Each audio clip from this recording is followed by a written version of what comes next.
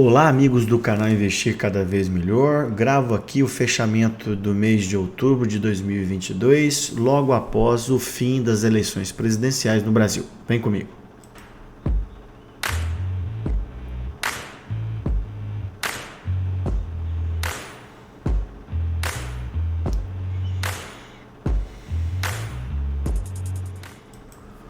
Bom, então vamos lá. Aquele nosso disclaimer de sempre, né? Que esse vídeo tem apenas um caráter educacional. Então, eu estou gravando aqui o fechamento de outubro, né? No dia 1º de novembro, 2 dias após o encerramento das eleições no Brasil. E eu vou mostrar para vocês qual que é a minha expectativa para o curto prazo e um prazo mais longo para a Bolsa Brasileira e também para o comportamento do dólar. Bom, então, conteúdo desse vídeo: um breve resumo das bolsas mundiais e no Brasil em outubro. Vou reforçar com vocês a boa situação econômica do Brasil. Vou comentar como é que foi o dia seguinte, ontem, dia 31 de outubro, na bolsa. O comportamento do dólar ontem e o que a gente esperar para os próximos dias. Vou comentar sobre o ciclo dos ativos brasileiros e também se o Brasil continua a bola da vez após o resultado da eleição do último domingo. Bom, então o que eu quero mostrar para vocês é, através de dados econômicos recentes e nos últimos 20 anos, como é que comportou a Bolsa Brasileira, independentemente de quem estava no governo, tá? Então a mensagem que eu tenho para vocês é que a gente, observando a história dos últimos 20 e poucos anos, a gente vê que a gente tem esperança que o Brasil continue crescendo. Bom, bolsas em outubro, o Dow Jones subiu quase 14%, a gente vem comentando isso no canal. O S&P subiu um pouco menos, em torno de 8%, e a Nasdaq, a bolsa de tecnologia, também um pouco menos. O Ibovespa subiu mais de 5%, né? E o dólar caiu 4,2% no mês fechado de outubro, né? Rapidamente sobre as bolsas americanas, a gente comentou que no finalzinho de setembro e em outubro, o Dow Jones tinha feito um fundo duplo, vou mostrar para vocês, e também tinha feito uma divergência num indicador que eu uso muito, descrito por Alexander Elder, que é um indicador que ele tem o cunho altista, tá? E o que aconteceu? O Dow Jones realmente fez esse W, né, um fundo duplo, e subiu fortemente, tá? O pessoal que nos acompanha, a gente comentou que o Dow Jones estava fazendo esse fundo duplo lá atrás. Comentamos também que a gente esperava por alta, mas ainda uma alta dentro de uma tendência de baixa, que a gente chama de Bear Market Rally, né? Tá? No atual momento, o Dow Jones está um pouco sobrecomprado no curto prazo, mas ele ainda pode buscar os 34 mil ou fazer uma nova correção. Nessa correção que a gente vai saber se a tendência do Dow Jones está mudando, se a gente vai fazer um fundo mais alto que esse fundo duplo para depois fazer novos topos. Isso não dá para a gente saber, tá? Outra coisa que marcou muito o mês de outubro, pessoal, foi os resultados trimestrais, né? Que culminou na semana passada com o resultado das Big Techs. Várias tiveram um péssimo desempenho, né? Mas no dia que soltou a Apple, ela teve um comportamento muito bom no dia seguinte, inclusive impulsionando as bolsas como um todo, tá? Então eu venho comentando que as bolsas americanas devem ter um bom desempenho no final do ano, a não ser que a gente tenha novidades, principalmente no cenário na Europa, né, no conflito no leste europeu. Bom, situação econômica no Brasil. Então vou falar alguns dados de macroeconomia que eu já venho falando para vocês, né? Então, por exemplo, o PIB desse ano, não só o Itaú aumentou a projeção, mas a gente vai ficar em torno de 3%, muito acima da média dos últimos 10 anos. Tá? Isso é muito bom. PIB que significa que o Brasil está crescendo. Tá? Eu marquei aqui para vocês, pessoal, o PIB nos últimos anos, e a gente vai ver que a gente teve 2 PIBs negativos no governo Dilma e também um PIB negativo no governo Bolsonaro na pandemia, né? E também aqui em 2008 a gente teve uma queda pequena do PIB na crise de 2008 no governo Lula, tá? Então a gente percebe, pessoal, que a gente pode ter queda do PIB independente do governo, tá? A única queda de PIB que foi por cenário próprio do Brasil foi no governo Dilma, né? Aqui no governo Lula e no governo Bolsonaro, cenário externo ou a pandemia acabou afetando, tá? Então nós crescemos ano passado 4,6 e a gente deve crescer aqui 3,1. Se a gente continuar no mesmo caminho, muito provavelmente ano que vem a gente cresce um pouquinho menos que 3%, mas o PIB será positivo. Venho comentando com vocês que a taxa de desemprego caiu de 14,9% para menos de 9%, o que é muito bom. E a relação dívida-PIB, né, ela vem caindo nos últimos anos, mesmo com a pandemia e o aumento dos gastos do governo para minimizar o lado social da pandemia, tá? Então aqui eu coloquei para vocês também, né, que para vocês acompanhar a evolução da dívida PIB no Brasil, né? Ela caiu aqui no governo Dilma, no governo Lula, começou a aumentar um pouco aqui no governo Dilma e Temer, e agora a gente viu que estabilizou e caiu mesmo com a pandemia. Todavia, é consenso no mercado que o presidente eleito, né, vai ter que montar uma equipe econômica para tentar controlar essa dívida, esse aumento da dívida pública no médio e no longo prazo. E aí, o governo eleito ele já vai ter um problema, né? Com o que foi feito em 2022, né? Com o aumento permanente do Auxílio Brasil para R$600, para o auxílio, o subsídio aos combustíveis, né? Com redução dos impostos, mais aumento de salário de funcionários públicos, do judiciário. O governo vai ter um gasto acima de quase 70 bilhões. Então as reformas administrativa e tributária, elas são fundamentais para a gente controlar o gasto público, né? A inflação a gente vem comentando no canal, que ela teve deflação 3 meses seguidos, e o pior da inflação já passou, né, pessoal? A gente está com a inflação em 12 meses em 7%. A gente deve terminar esse ano entre 5% e 6%, lembrando que a meta atual do governo, o limite máximo é 5%. E a gente está muito melhor, né? A gente está com a inflação em torno de 7%, abaixo dos países europeus e muito abaixo de alguns países como a Turquia e a Argentina. Listei aqui para vocês também, pessoal, a inflação no Brasil, né?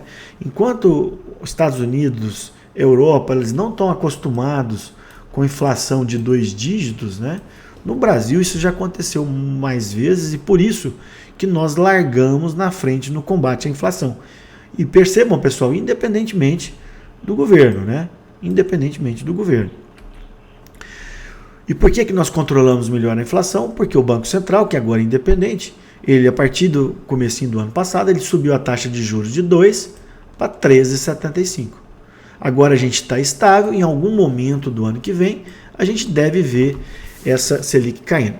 Outra coisa importante, que essa decisão vai ser uma decisão do Banco Central, que é independente, e não do governo que foi eleito, tá? A maioria do mercado espera que se tudo continuar bem, a gente deve cair essa taxa Selic lá por volta de maio, ok?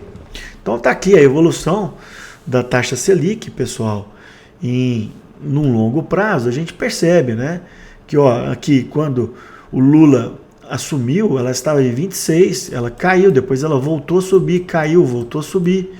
No governo Dilma ela teve que ser aumentada, e depois no governo Temer e do Bolsonaro caiu, e depois aumentou de novo, em virtude dos efeitos pós-pandemia. Mais uma vez, pessoal, que a gente vê que os fatores macroeconômicos, eles andam para frente e para trás, independentemente do governo, tá? Isso é uma coisa importante. Renda fixa. Eu venho comentando com vocês, pessoal, que o melhor momento de investimento na renda fixa, pré-fixada em inflação, ficou lá para o meio de junho e julho, né? E só que ainda a gente vê oportunidade. Por quê? Com a queda da Selic e a queda dos juros futuros, os preços dos títulos vão aumentar e o investidor vai ganhar na marcação a mercado. Então tá lá, a gente teve o pico dos juros futuros em julho, depois ele teve uma queda significativa e agora está andando de lado. Tá? O mais provável é que no futuro prévio, no futuro mais breve, esses juros caiam abaixo de 11%.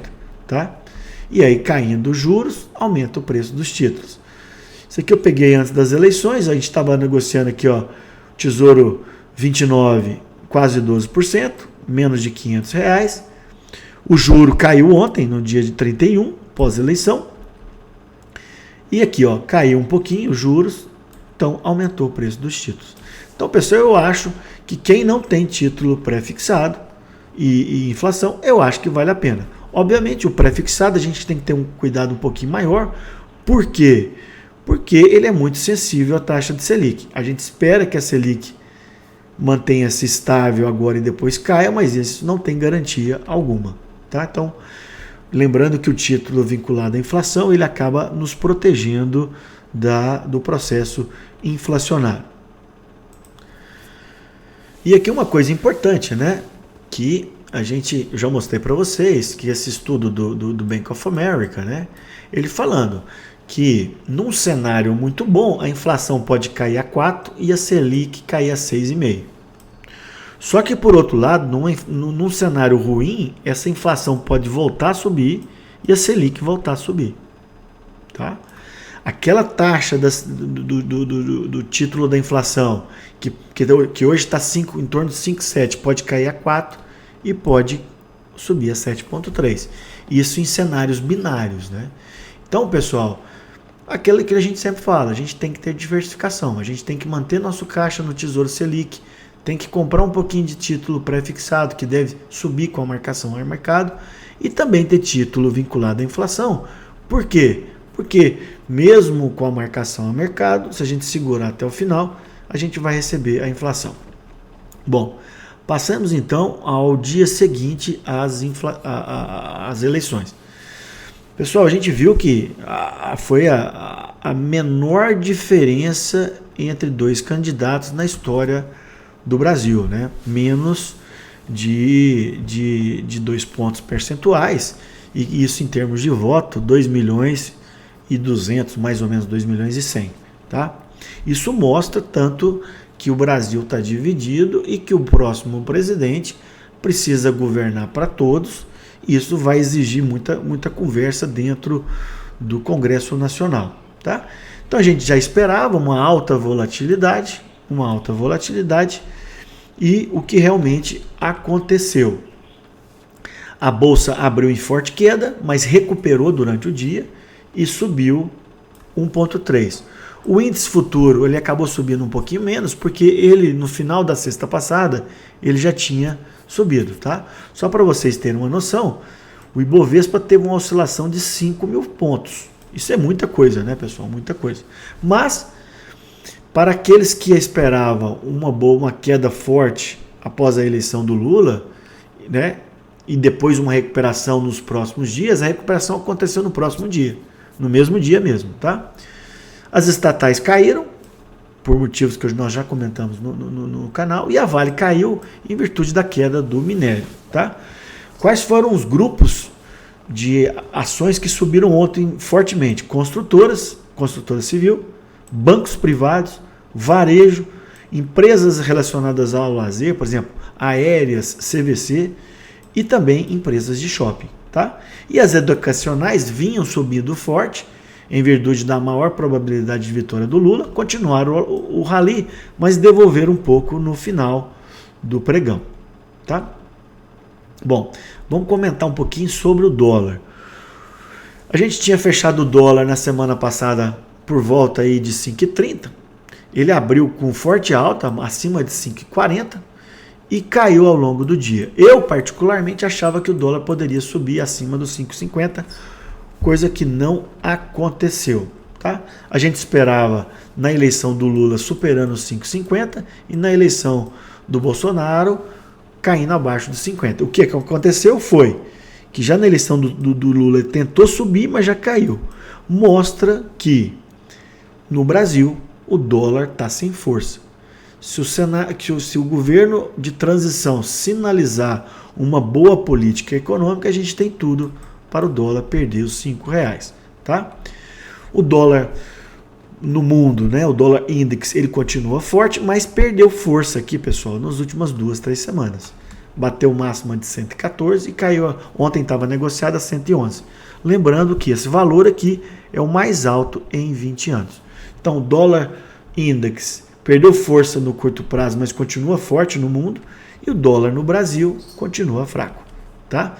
Porém, a gente tem que lembrar que o dólar e os juros, em caso da economia evoluir mal, os juros vão subir e o dólar também. Então, ele funciona como hedge. Tá? Vem mostrando isso para vocês, né, fatores de alta e fatores de queda. Agora, o cenário político, a gente está resolvido. Resta saber agora se na transição de governo novembro e dezembro ou no começo do governo Lula a gente vai ter uma sinalização mais clara da economia para a gente ver se a gente vai para aquele cenário binário de um melhor cenário ou um pior cenário. Eu particularmente hoje, eu acho que um pior cenário ele está mais longe. Ou a gente vai ficar no cenário neutro ou no melhor cenário. Lembrando que agora esses fatores de queda, né, que é o preço das commodities, fluxo estrangeiro e o próprio carry trade, né, o diferencial de juros lá fora e aqui no Brasil, pode favorecer a entrada de dólar no Brasil. Certo? Então aquilo lá, né? O Bank of America colocou melhor cenário, dólar 4, num pior cenário, 7,5. Lembrando que o preço justo, segundo alguns importantes analistas, seria em torno de 4,2, 4,25. Tá? Bom, Ibovespa no curto prazo, qual foi o comportamento? Antes disso, eu quero mostrar para vocês o comportamento dos últimos 30 dias. Então, na véspera do primeiro turno, a gente recorda, né, que o Lula estava bem favorito, inclusive para ganhar no primeiro turno, com a vantagem de mais de 10% nas pesquisas, porém a Bolsa fechou em alta nos últimos 2 dias. Né? Com a menor diferença entre Lula e Bolsonaro, a Bolsa subiu fortemente no primeiro dia pós primeiro turno e depois a gente esperava esse movimento de pullback. O que é? Rompe a resistência e depois testa essa resistência, o que realmente aconteceu. Que nós falamos durante o mês de outubro, tudo isso que ia acontecer. O mercado subiu forte 2 semanas antes da eleição e eu comentei, olha pessoal, ele pode subir um pouco mais, mas essa resistência pode derrubar o mercado. Mas quem derrubou foi aquele lamentável episódio de domingo, né? Uma semana antes da eleição, que aquele problema do Roberto Jefferson com a Polícia Federal, e a Bolsa caiu fortemente nos 3 primeiros dias, depois manteve-se estável antes da eleição. Tá? Bom, o JP Morgan, ele vê um cenário otimista para o Brasil, independentemente do resultado das eleições. Isso aconteceu no dia 20. E a gente está vendo que no comportamento de ontem, o Ibovespa realmente teve um bom comportamento. Tá? Bom, então aqui a gente está mais ou menos aqui, por volta de 116, 117 mil pontos.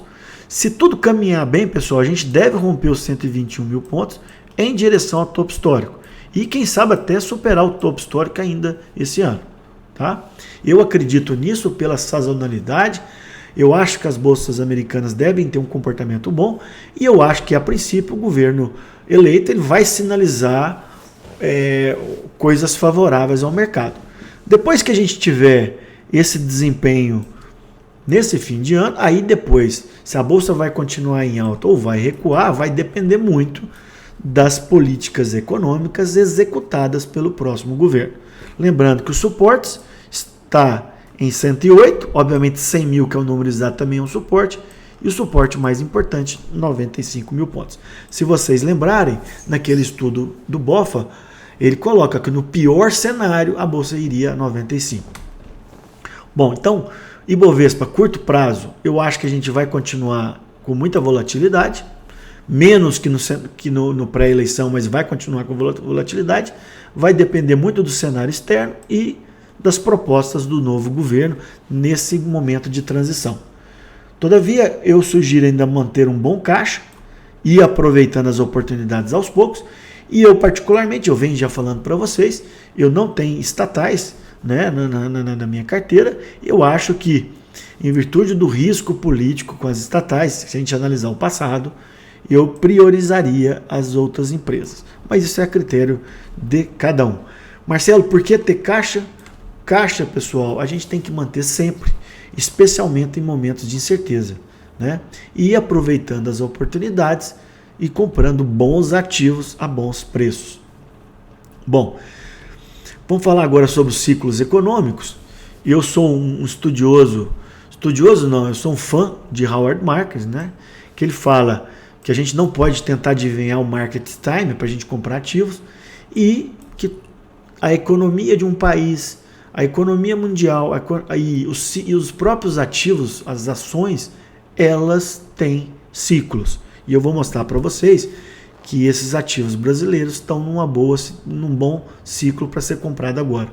Comprar bons ativos e boa margem de segurança, que é você comprar mais barato do que aquele ativo vale. Bom, eu tenho comentado nos meus vídeos que de 2013 a 2021 a gente teve um decoupling entre as bolsas, que é o descolamento. E isso começou em 2013. As bolsas lá subiram muito e a gente caiu. Por quê?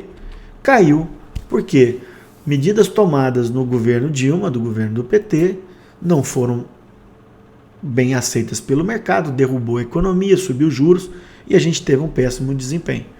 Olha aqui, pessoal, o desempenho do EWZ, que é um ETF Brasil negociado em Nova York, ele em 2008 ele bateu $100, agora está negociado a 30.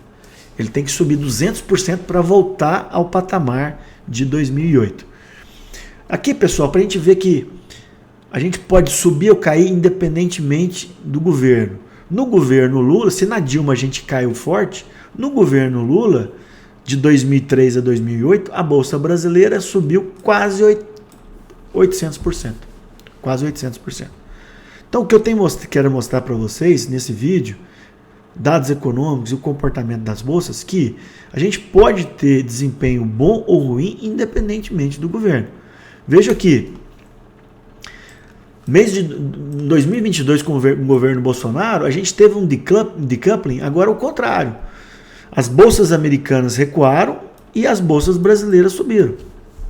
Tá? Então, pessoal, não fique muito preso ganhou tal, minha preferência era por A e agora ganhou B ou vice-versa. O mais importante, pessoal, é o cenário externo e o fiscal.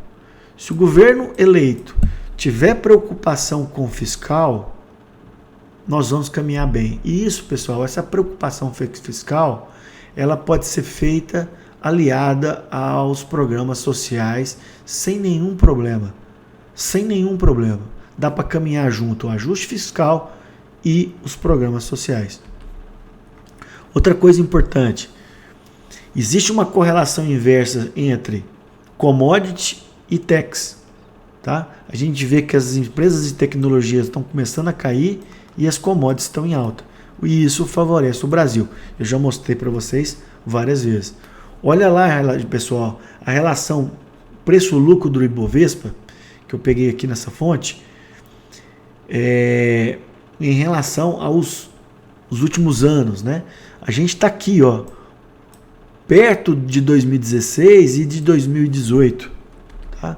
Então, o Brasil, a bolsa brasileira, ela está barata se a gente comparar com o histórico da bolsa brasileira e também com pares internacionais. Bom, e aqui para a gente finalizar, se o Brasil continua a bola da vez, né? Isso aqui eu já mostrei para vocês, que nós estamos num momento favorável. Outra coisa importante, eu vejo muito otimismo de gestores e analistas, muito otimismo, antes da eleição, durante a eleição e agora no pós-eleição, coisas que eu já vi ontem, né? vai depender muito da responsabilidade fiscal com as contas públicas e principalmente da reforma tributária e administrativa. Eu particularmente acho difícil a reforma administrativa no governo do PT, pois isso está no programa de governo, tá?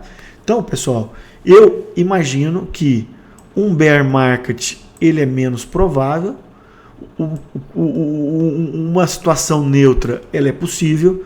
Hoje, 1º de novembro, eu acredito que nós estamos mais para cá, mesmo com o resultado da eleição.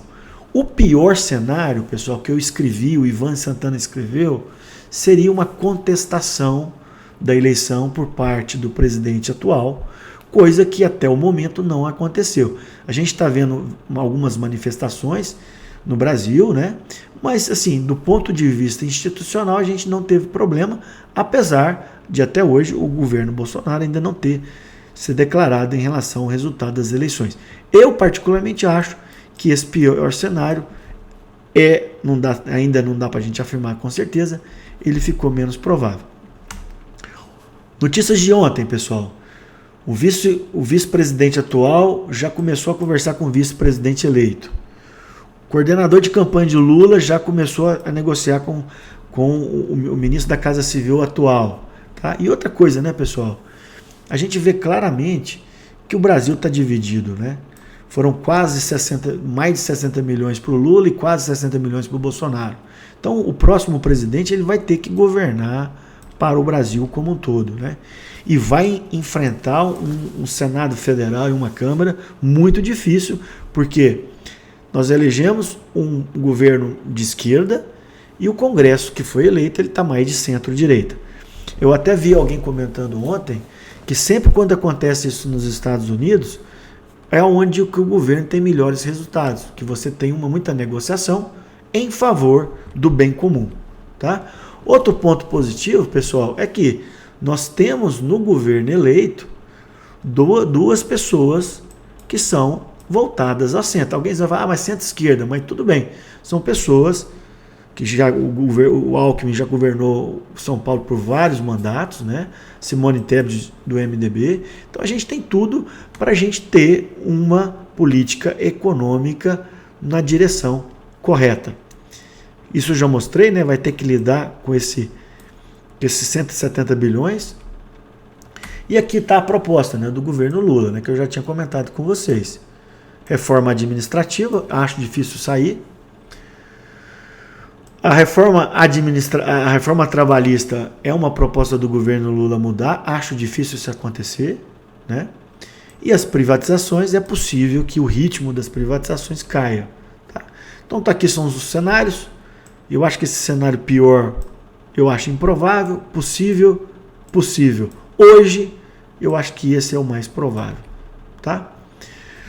Obviamente, se a gente tiver, lembrar que o Henrique Meirelles, ele foi presidente do Banco Central no governo Lula, caso ele seja indicado, seria para o mercado uma notícia espetacular. Com certeza os ativos brasileiros iam subir fortemente. Então vai depender muito da equipe econômica, da projeção do déficit fiscal e, obviamente, do cenário externo. Eu vejo hoje mais oportunidade no Brasil, sempre com muita cautela, né? E essa mensagem que eu tenho para vocês, né, pessoal? Tem muita gente triste, tem gente alegre com a eleição, mas os políticos e as crises passam, as melhores empresas continuarão, tá? E dessa vez, pessoal, depois de várias e várias crises, as empresas listadas na B3, elas estão melhor preparadas para os próximos cenários. De qualquer forma, sugiro muita diversificação para minimizar os riscos, né? E que vocês, eu vejo muita oportunidade no longo prazo, sem exagero, diversificação, priorizem, pessoal, as boas empresas, tá? E esqueçam o viés político, tá? Não combina. Investimentos não combina com viés político. Eu venho mostrando para vocês ao longo desses últimos meses, né? Então não é porque foi eleito o governo de esquerda que a gente não vai ter oportunidade no mercado financeiro, tá? Então quis mostrar com isso, pessoal, que a história mostra que a gente pode ter muita esperança para os próximos anos de acordo com o encaminhamento da política econômica e fiscal do Brasil. Pessoal, muito obrigado. Deem um like no vídeo, compartilhem. Aqueles que não estão inscritos no canal, que se inscrevam. Muito obrigado e até uma próxima.